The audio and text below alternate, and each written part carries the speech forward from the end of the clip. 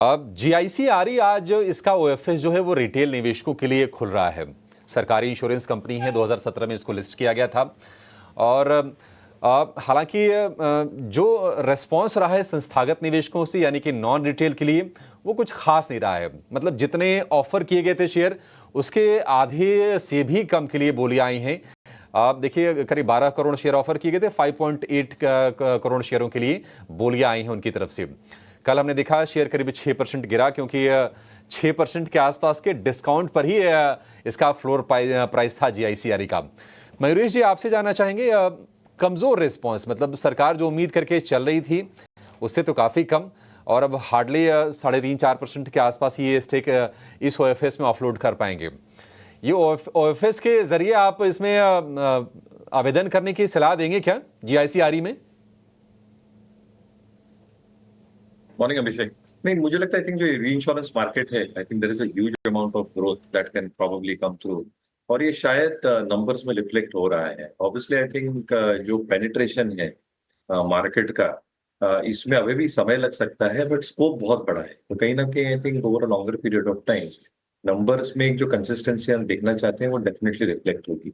दूसरी चीज, I think in terms of the reinsurance rates itself, I think काफी अभी कॉम्पिटिटिव हो गए हैं, और क्योंकि नए प्लेयर्स, स्पेसिफिकली प्राइवेट प्लेयर्स, अभी आने की बहुत कम उम्मीद है, क्योंकि जो इंफ्रास्ट्रक्चर सेटअप लगता है, जो एक डिस्ट्रीब्यूशन नेटवर्क लगता है, और जो एक लॉन्ग स्टैंडिंग रिलेशनशिप लगती है, बनाने में काफी समय लगता है। इसलिए मुझे लगता है आई थिंक सिलेक्टेड प्लेयर्स ही रहेंगे ये पूरे स्पेस में, जिसकी वजह से आई थिंक कंपटीशन इंटेंसिटी बहुत ज्यादा बढ़ने की मैं चांसेस देखता नहीं हूँ।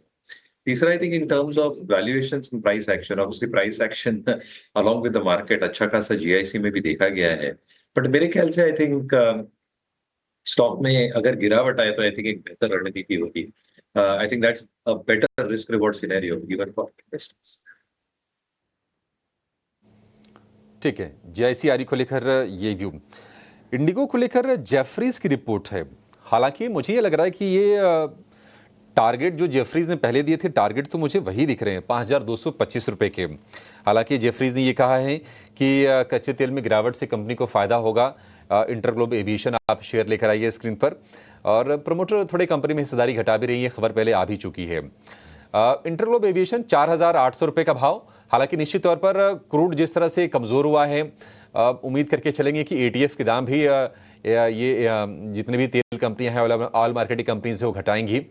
क्या व्यू है इस पर आपका, अंशुल जी, इंटरग्लोब एविएशन को लेकर? देखिए अभिषेक जी, इसमें एक फ्लैगिश काइंड ऑफ फॉर्मेशन है। 62 डेज का बेस ब्रेकआउट आया था, उसके बाद 5 दिन का यहाँ पे फ्लैग बना है, और 2 इनसाइड बार भी है। स्टॉक में ब्रेकआउट बनता है 4870 के ऊपर तो काफी अच्छा अपमूव बनेगा 5050 तक, और क्रूड जिस हिसाब से नीचे आया है, इनका इनपुट कॉस्ट घटेगा, वो भी एक पॉजिटिव टेलविंड है। तो स्टॉक में काफी अच्छी तेजी लग रही है। 4870 निकलता है तो बाई करना चाहिए। 5050 का इमीडिएट टारगेट रहेगा।